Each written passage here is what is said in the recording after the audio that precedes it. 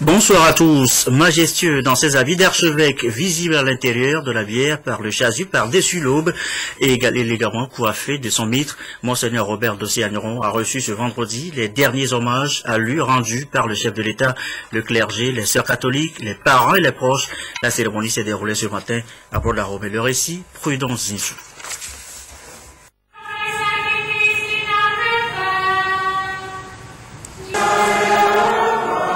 Les adieux de Fort Gnassingbé au premier archevêque émérite de Lomé. Après les obsèques officielles la veille, le président est allé s'incliner une dernière fois devant la dépouille mortelle de Monseigneur Robert Dossé-Agneron, exposé à la chapelle Christ Rédempteur de Lomé. Hommage suivant un rituel purement catholique. Révérence, aspersion, puis recueillement. Le tout au son des panégyriques funèbres exécutés par les religieuses.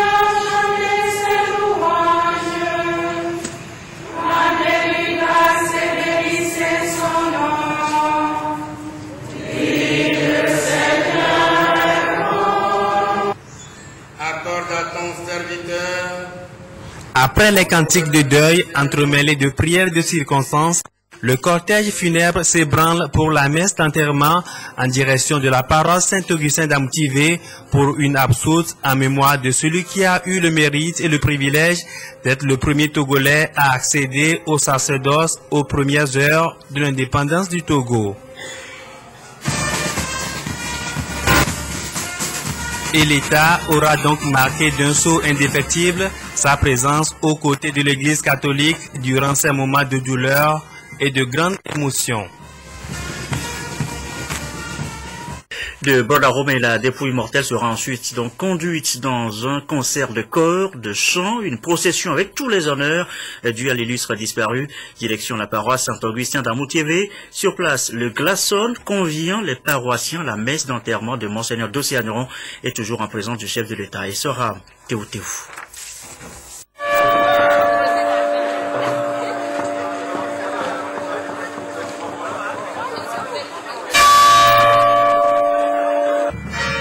Le glas a retenti pour annoncer aux anges et aux êtres visibles et invisibles le retour au Père de son serviteur, Monseigneur Robert Casimir Dossé-Agneron, décédé le 15 avril dernier.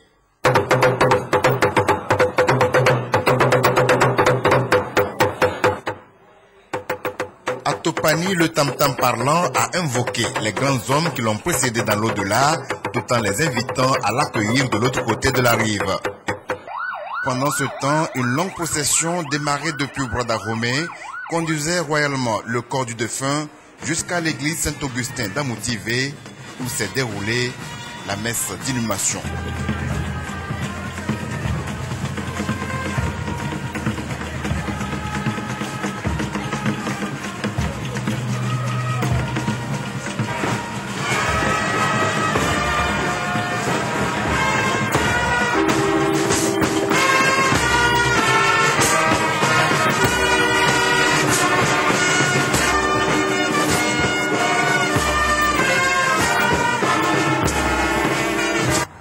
Les morts ont besoin des prières des vivants pour leur baliser la voie vers le retour au Créateur.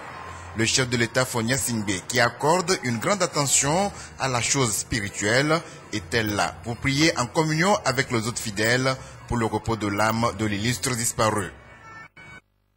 Et Monseigneur Robert Casimir Dossé-Agneron, premier archevêque togolais, est une fierté nationale.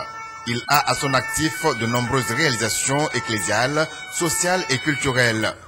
Il a composé les paroles de l'hymne national et présidé la commission mise en place pour revisiter l'histoire du Togo.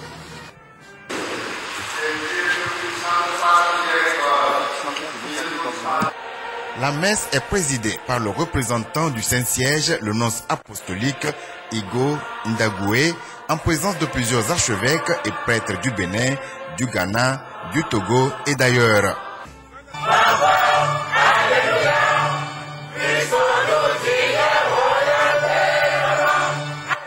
De son vivant, l'archevêque d'Ossé-Agneron a publié lors de son jubilé d'or épiscopal un livre intitulé Eucharistie, nom nouveau du Sauveur, le parfait adorable et le parfait adorateur. Coïncidence heureuse, l'évangile du jour, tiré de Saint Jean chapitre 6, versets 52 à 59, portait également sur le corps du Christ. Monseigneur Denis Amoussou Diakpa a invité les fidèles à méditer sur l'Eucharistie et la foi. Qui nous donne de nous retrouver à nouveau en famille ce matin, autour de l'autel du sacrifice rédempteur, pour prier et implorer sa miséricorde en faveur de ce géant de l'invisible et de la foi qu'est Monseigneur Robert Casimir d'Ossé-Agneron, qui vient de nous précéder pour ce royaume de lumière et de paix définitive pour lequel il s'est dépensé corps et âme et sans relâche pendant plus de 62 ans.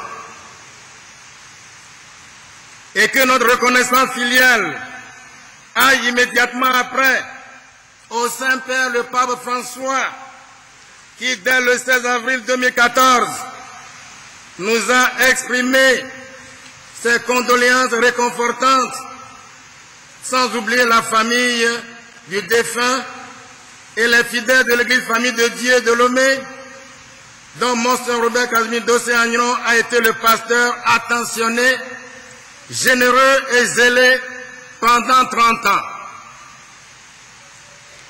Et comme l'a souligné hier le nonce apostolique dans son allocution au cours de l'hommage national rendu à lui ce défunt, en gage de réconfort, le pape François a envoyé à l'ensemble de la famille diocésaine de Lomé, ainsi qu'à toutes les personnes qui participent à la liturgie des obsèques, une particulière bénédiction apostolique. À vrai dire, qui peut oser prononcer l'homélie à la célébration des obsèques d'un pasteur, d'un évêque, de l'envergure de son Excellence, Monseigneur Robert Casimir d'Ossé-Agneron, qui pourrait se trouver habilité à assumer une mission de cette taille? Vous voyez bien que cette mission me dépasse de 1000 coudées. En effet, il faudrait un ancien, c'est-à-dire au moins un bon octogénaire, pour parler plus ou moins adéquatement d'un ancien comme Monseigneur d'Ossé-Agneron, qui vient de nous précéder, marqué du signe de la foi à 6 mois de ses 89 ans. Me voici donc comme une victime à immoler. Qu'il me pardonne. Et pardonnez-moi vous aussi de me tenir en ce moment démuni devant son cercueil pour m'aventurer à balbutier en somme l'indicible. Oui, tout au long de cette 3e semaine de Pâques, il nous est donné de méditer sur le chapitre 6 de l'Évangile selon Saint Jean, qui se révèle être une véritable synthèse théologique sur l'Eucharistie et sur la foi. L'Eucharistie, voilà, à n'en point douter, le thème de prédilection des recherches continuelles et des méditations profondes de Monseigneur Robert Casimir d'Ossé-Agneron, qui le 21 mai 2012, en guide de préface à son volumineux ouvrage de référence Eucharistie, nom nouveau du Sauveur, nous confie entre autres, je cite, « C'est le meilleur cadeau du jubilé de mes 50 ans d'épiscopat que je vous apporte avec foi et ferveur, humilité et amour sincère. » Fin de citation. Comme nous le savons bien, ordinairement, quand deux personnes qui s'aiment réellement se quittent pour quelque temps, elles n'oublient point de se transmettre un signe éloquent, scellant ainsi leur amitié ou leur amour. Jésus, qui est si humainement divin et divinement humain, avant de nous quitter pour retourner à son Père et notre Père, au terme de sa mission fidèlement accomplie, pour nous dire à quel point il nous a aimés, nous aime et continue de nous aimer, a inventé pour nous cette merveille si étonnante, l'Eucharistie.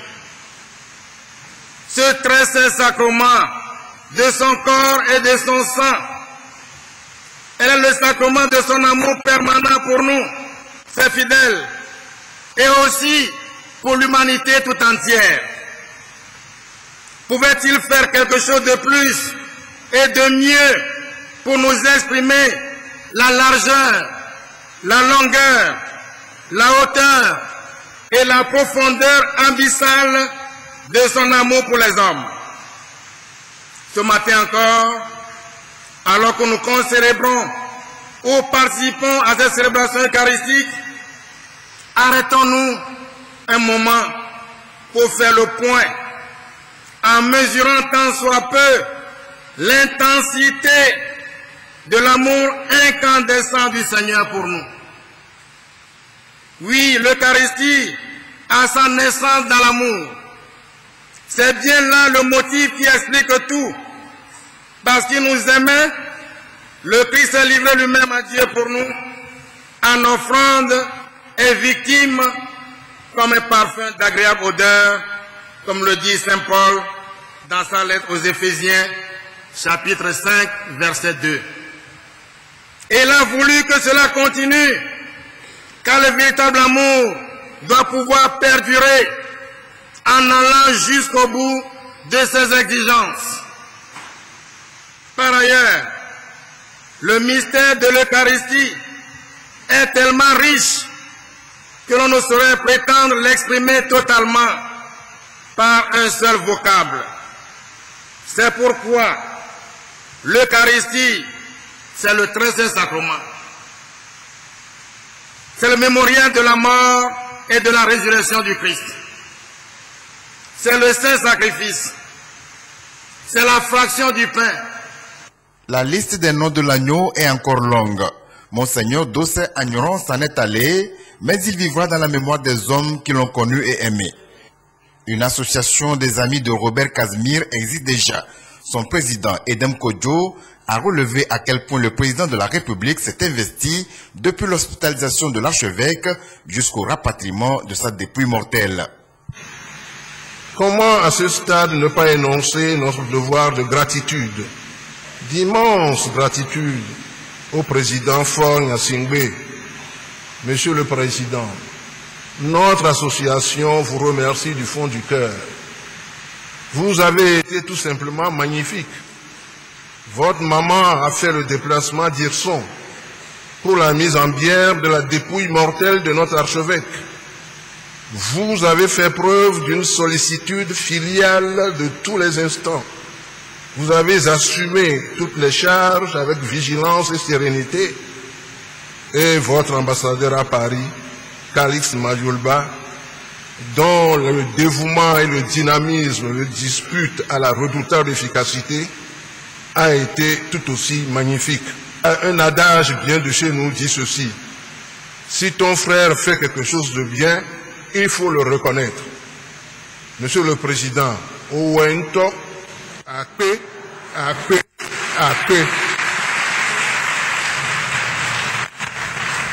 Allant au-delà de la bienfaisance, vous avez décidé en Conseil des ministres d'honorer la mémoire de notre aîné, celui-là même que vous aviez nommé en 2005 à la tête de la commission de réhabilitation de l'histoire de notre pays, en lui organisant des funérailles nationales. Ce geste vous honore, ce geste vous grandit.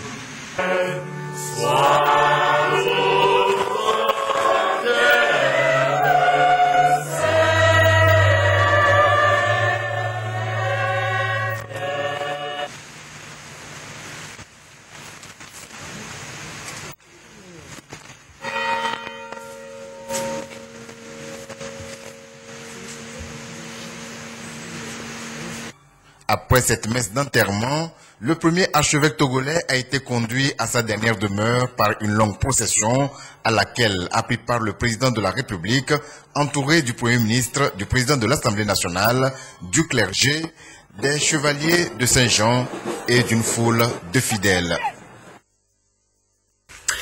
Et on revient précisément maintenant sur cette image de la cérémonie de procession qui est accompagnée donc dans son dernier voyage. Monseigneur Dossé Agneron accompagné donc dans sa dernière demeure.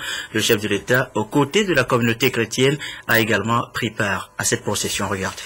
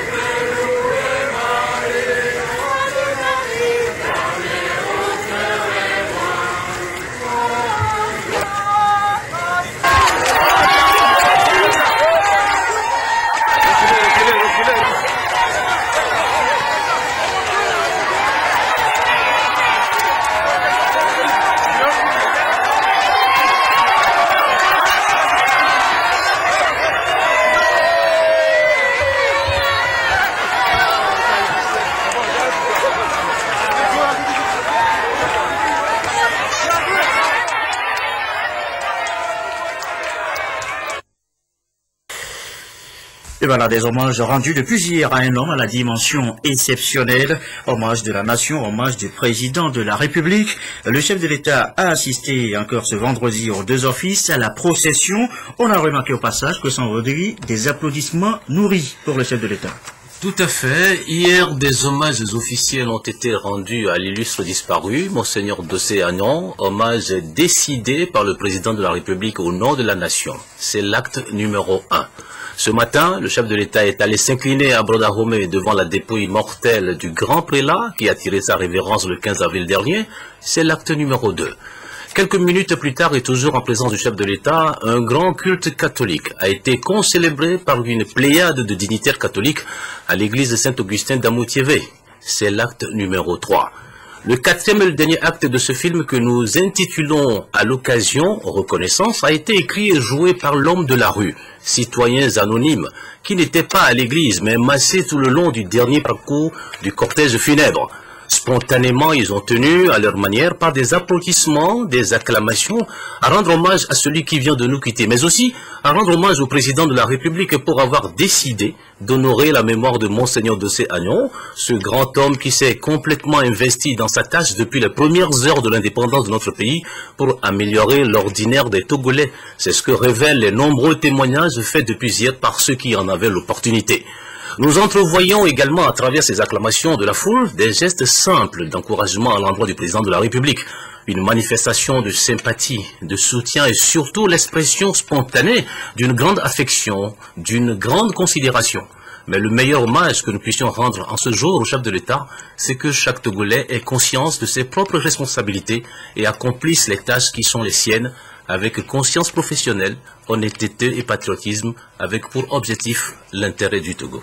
Merci Crescent et Yovodevi. Il est 20h21. L'actualité ce vendredi, c'est aussi le 24e Forum économique mondial d'Abuja au Nigeria. Promouvoir une croissance inclusive et créer de l'emploi. Eh bien, c'est le thème retenu pour ce rendez-vous. Le compte rendu avec Aimé Abalo.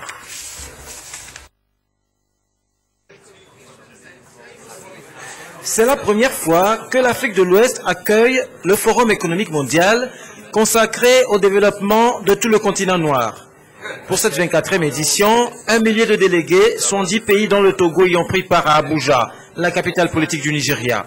À l'ordre du jour, des discussions sur tous les secteurs porteurs et assez déterminants pour promouvoir une croissance soutenue dans les pays africains.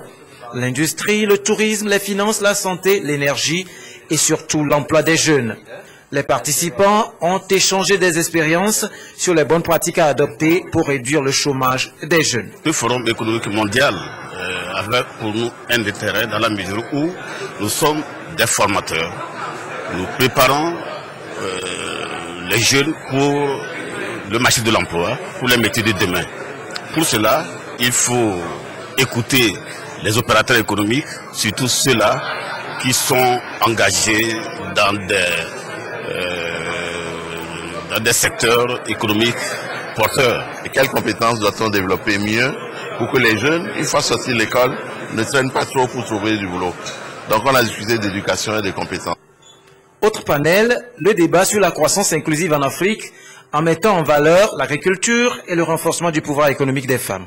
Nous avons pu trouver des solutions qui confortent les choix que le Togo a déjà pris. Un choix qui est celui de soutenir les petits agriculteurs, ceux qui ont des champs de petite taille. L'autre option que le Togo a déjà prise, qui a été confortée, c'est l'encouragement, le soutien aux femmes à travers le financement. Et comme vous le savez, le fonds de finance inclusif est quelque chose qui est important. Aujourd'hui, rien ne peut se faire sans les nouvelles technologies. À partir de ce précieux outil de développement, le Forum a plaidé pour la mise en œuvre de modèles économiques performants. Urbanisation moderne, appui au secteur privé, promotion de l'économie numérique, développement des secteurs miniers et énergétiques. Il s'agissait de faire le tour d'horizon sur la mise en œuvre du plan d'action relatif à la vision minière africaine. C'est un plan d'action qui a été adopté par les chefs d'État et de gouvernement en 2009 au niveau de l'Union africaine. Et il est question de mettre en œuvre ce plan d'action qui devrait permettre de lancer effectivement le développement économique de l'Afrique. Les gouvernants ont une vision très claire de là où ils veulent emmener leur pays. Et ça aussi, et de la nécessité de coopérer ensemble pour pouvoir atteindre ces objectifs. C'est aussi, ça fait partie des choses qui ont été longuement débattues et discutées lors de ces réunions. Donc enfin, la question financière, de savoir comment financer les initiatives que nous avons, on a débattu de différentes choses, de faire venir par exemple des fonds, donc des investissements directs étrangers, mais en même temps d'avoir des régulations qui s'assurent que les intérêts de nos pays sont protégés. Enfin, le Forum a mis un accent particulier sur la sécurité, condition essentielle à l'essor économique du continent africain. La coopération internationale sera renforcée en ce sens pour freiner l'élan des terroristes et groupes armés, puis des pirates qui opèrent au large du golfe de Guinée. La disparition forcée de personnes, les enlèvements, on en parle d'ailleurs beaucoup ces derniers jours, avec l'enlèvement de plus de 200 lycéennes au Nigeria par la secte Boko Haram. Eh bien, le Togo, lui, se dote d'une loi pour lutter justement contre le phénomène. Elle a été votée, cette loi, ce matin par les députés en plénière. Les précisions de Arnaud Kidifou. L'arrestation, la détention, l'enlèvement ou toute autre forme de privation de liberté par des agents de l'État ou par des personnes ou groupes de personnes qui agissent avec l'autorisation, l'appui ou l'acquiescement de l'État, suivi du déni de la reconnaissance de la privation du sort réservé à la personne disparue, du lieu où elle se trouve, est considéré comme disparition forcée, donc une infraction pénale. La représentation nationale a adopté à l'unanimité le projet de loi autorisant la ratification de la Convention internationale pour la protection de toutes les personnes contre les disparitions forcées. Vous venez une nouvelle fois par l'acte que vous posez à l'instant même de vous inscrire dans le registre des acteurs de la consolidation et de l'affermissement de l'état de droit au Togo. Ce vote massif, unanime et consensuel que vous venez d'opérer nous rassure et nous conforte, car cela montre qu'au-delà de nos divergences sur certains dossiers, la démocratie participative et constructive est en marche dans notre cher pays. Dans un contexte international marqué par des enlèvements, des prises d'otages par des groupes terroristes, le Togo a ratifié cette convention pour manifester sa ferme volonté de promouvoir les droits humains. L'Assemblée nationale donne ainsi au gouvernement un instrument juridique contraignant pour prévenir les disparitions forcées et lutter contre son impunité. Vous conviendrez avec moi, chers collègues députés, que la loi que nous venons de voter est donc la bienvenue pour prévenir les disparitions forcées, ces pratiques révoltantes et les punir quand elles sont commises. Sur un tout autre plan, la nouvelle loi qui vient renforcer notre arsenal juridique peut aussi être considérée comme un jalon supplémentaire posé par notre pays dans son engagement à promouvoir et à protéger les droits de l'homme. Il nous reste à émettre le vœu que l'application de ce texte de loi permette à notre société d'atteindre les objectifs attendus. Évoquant l'actualité au Nigeria, la troisième vice-présidente de l'Assemblée nationale d'Angbanzo Viré a déploré l'enlèvement des centaines de filles lycéennes. Elle a témoigné la solidarité du Parlement togolais au peuple nigérian et particulièrement aux familles des victimes d'enlèvement. Et toujours en rapport avec l'Assemblée nationale, sachez que le président informe les honorables députés que la 5e séance plénière de la première session ordinaire de l'année aura lieu le mardi 13 mai 2014 à 9h au Palais des Congrès, siège de l'Assemblée nationale. Le Fonds national de la finance inclusive se donne les moyens de sa politique. Le FNFI vient en effet de mettre à la disposition des microfinances partenaires, 18 au total, voitures, motos, ordinateurs. But de l'opération, permettre aux microfinances d'atteindre les populations, même dans les zones les plus reculées. Difficile d'accès. Reportage, Clarisse Aticlé. Les autorités togolaises s'engagent à donner toutes les chances de réussite au Fonds national de la finance inclusive. Pour concrétiser cet engagement, les institutions de microfinance, partenaires du Fonds national de la finance inclusive, FNFI, disposent désormais de la logistique adéquate pour leur permettre d'aller facilement vers les populations bénéficiaires où qu'elles soient.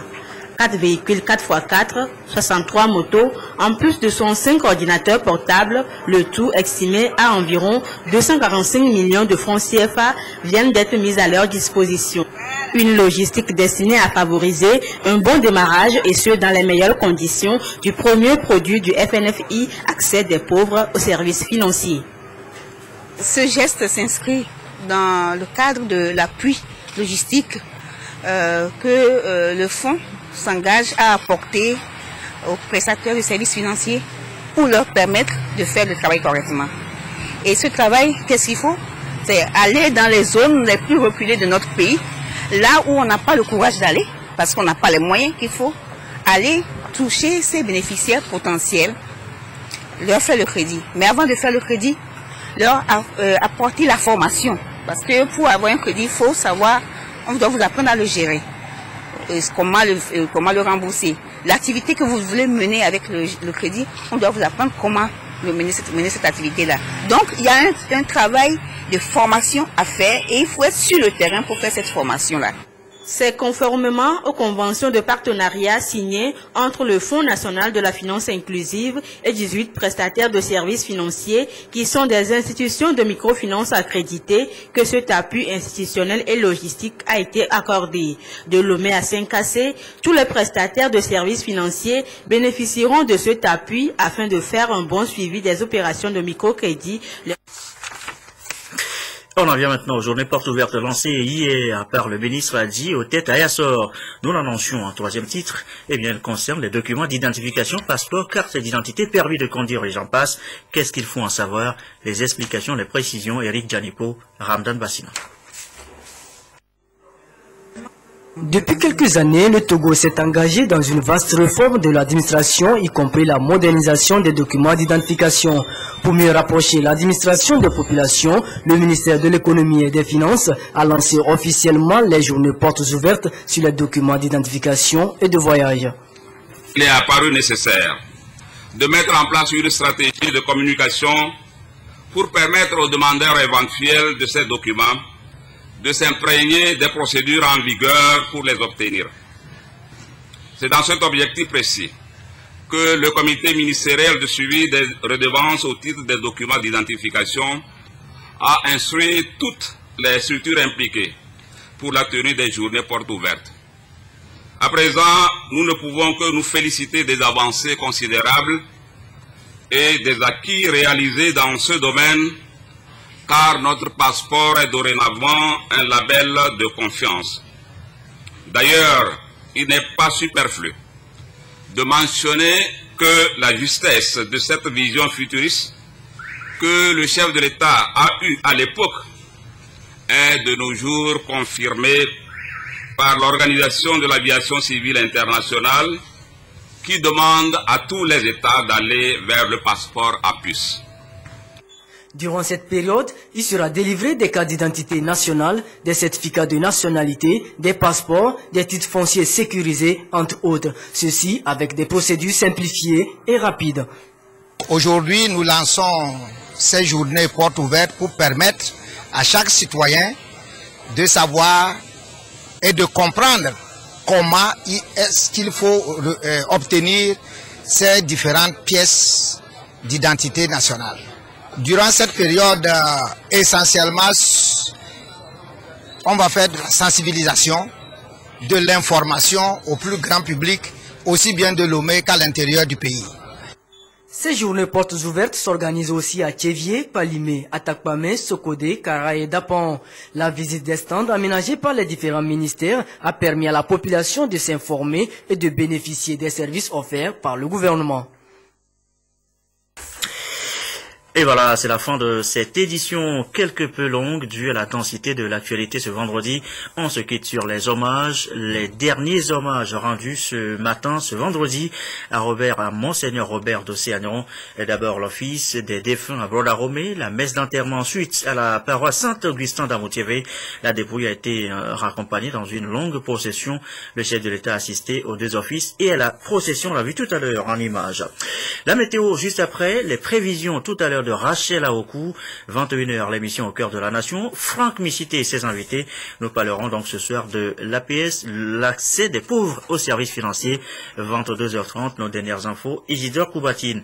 Merci à vous qui nous suivez ce soir à Kinshasa, en RDC, sur la télévision togolaise et comme d'habitude, toujours fidèlement. Excellente fin de soirée.